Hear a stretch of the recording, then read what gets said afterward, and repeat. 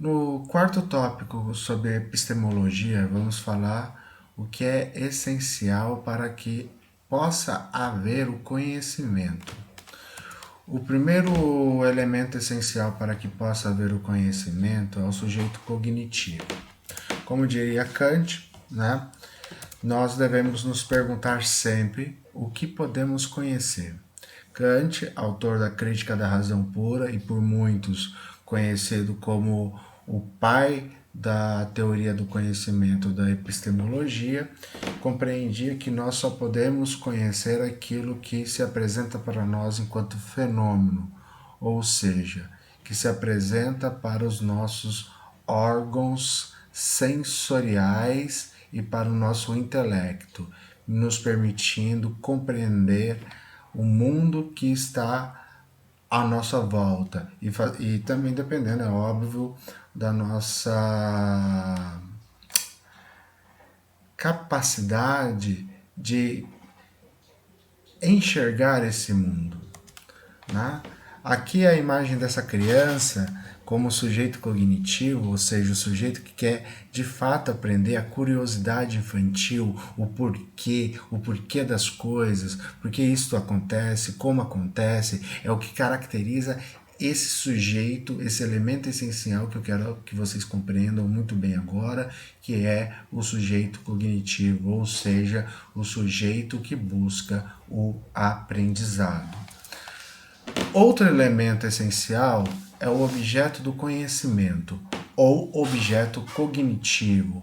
É o objeto para o qual eu busco obter informações que possam ser consideradas por mim verdadeiras na perspectiva platônica, porque eu tenho condições de fundamentá-las e justificá-las racionalmente, demonstrativamente, empiricamente, ou né, a objeto do conhecimento porque desperta em mim algum interesse, como diria Aristóteles.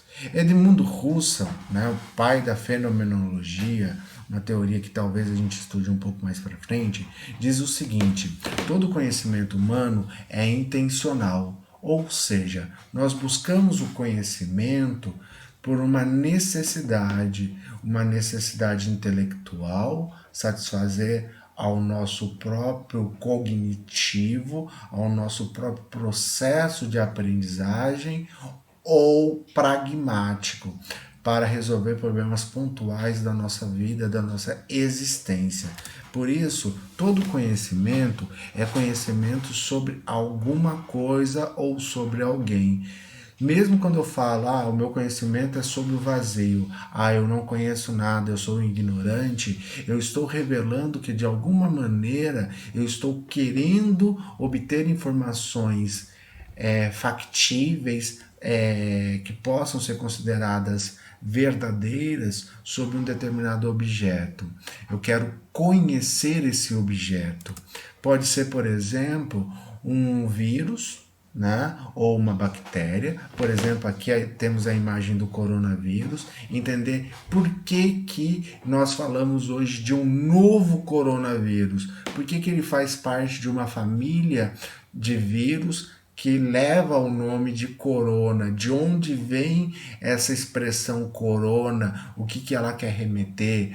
Obviamente, eu já vi algumas explicações que corona quer dizer a imagem de uma coroa, que esse tipo de vírus ele seria uma corona porque ele representa figurativamente uma coroa, né? Nós também buscamos o conhecimento de nós mesmos. Nós podemos então ser, ao mesmo tempo, o sujeito do conhecimento, o sujeito cognitivo, o sujeito que quer aprender e os objetos deste aprendizado. Como diria Sócrates, conheça a ti mesmo. Buscar uma autorreflexão, um autoconhecimento para que você possa dizer: eu sou Ed Carlos, gosto disto, detesto aquilo, explicar os motivos, as razões porque eu gosto, por exemplo, da minha esposa, porque eu não gosto de acordar cedo, porque eu gosto da chuva, porque eu não gosto de calor intenso. Então é me conhecer, ser o objeto do conhecimento, produzir, como diria novamente Platão, justificativas ou verdades sobre o objeto, aquele ser que está fora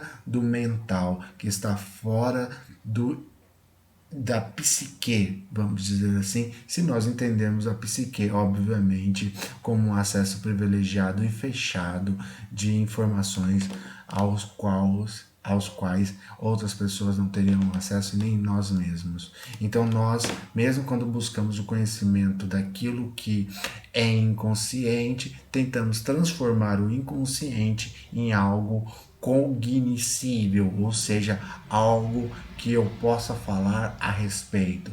Porque senão, se eu não posso nem dizer que aquele elemento é verdadeiro ou falso, eu simplesmente devo me calar, como já diria o filósofo Wittgenstein.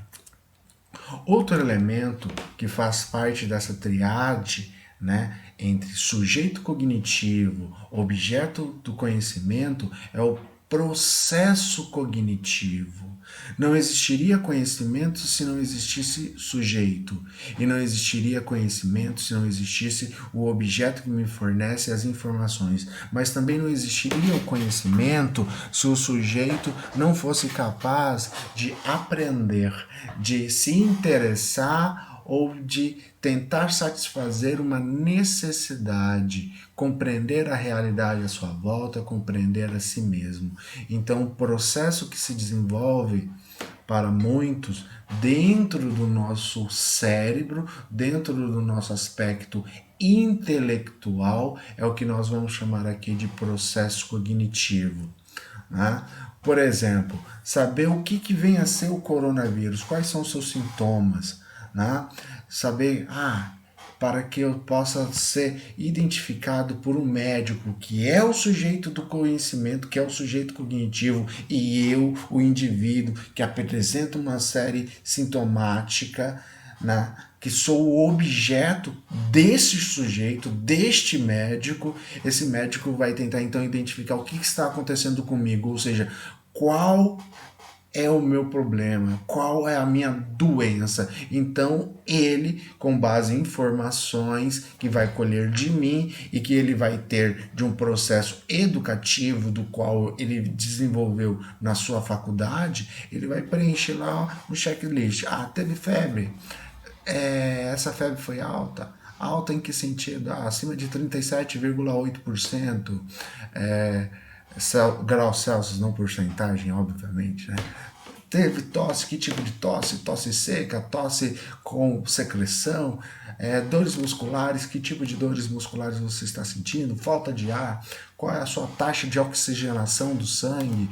Você está tendo secreção pela garganta? Se ele entender que esta sintomatologia, ou seja, esse conjunto de sintomas manifestado por um objeto, no caso o paciente, compõe o diagnóstico dos sintomas que identifica o coronavírus, ele vai sugerir para você um determinado tratamento. Se ele entender que esses sintomas não estão presentes, ele vai sugerir para você outro tipo de tratamento. Então, quer dizer, ele vai estar processando as informações, transformando-as em conhecimento e aplicando-as no mundo prático. Como funciona então o processo cognitivo? A gente poderia dizer que o processo cognitivo ele pode vir da percepção que o sujeito tem do objeto. Essa percepção se dá normalmente através dos 5 sentidos. Ver, sentir. Sentir significa captar os odores, os cheiros, a organização fenomenológica, vamos dizer assim, um fenômeno a partir do seu aspecto de odorificação. O gosto, obviamente, às vezes não é possível você experimentar o objeto por meio do seu paladar, né? E a resistência, ou seja, o toque, saber se o objeto ele é resistível, que nível de resistência ele tem, se ele é gelatinoso, se ele é líquido, se ele é áspero. Então seria buscar essas informações. Com essas informações eu vou começar o meu processo de cognição e eu vou organizar para transformar o que era antes um conjunto de dados, um conjunto de informações em uma descrição, o que vai ser chamado propriamente de conhecimento. E esse conjunto de descrição, uma vez que se remete a um determinado fato, a um determinado objeto presente no mundo, seja esse mundo metafísico ou esse mundo físico, eu posso dizer, eu obtive o conhecimento. Então, observe, esse primeiro percurso seria partindo das sensações para a descrição, o que nós chamaríamos de um processo empírico, de experimentação. E o outro processo, né, seria eu pensar algo, organizar este pensamento e começar a visualizar no mundo físico aquilo que eu penso. Por exemplo, eu penso que para uma determinada doença, novamente o coronavírus, deve estar presente febre alta, tosse, dores musculares, falta de ar, secreção na garganta. Então eu pensando que uma pessoa, um ser humano, vai ter o coronavírus, se ela apresentar essa certa sintomatologia, eu vou organizar, vou observar esse sujeito para identificar se as minhas hipóteses, o meu pensamento está correspondendo ao fato, e aí eu vou passar a visualizar o sujeito como um sujeito que realmente detém esta característica que é de certa maneira a doença.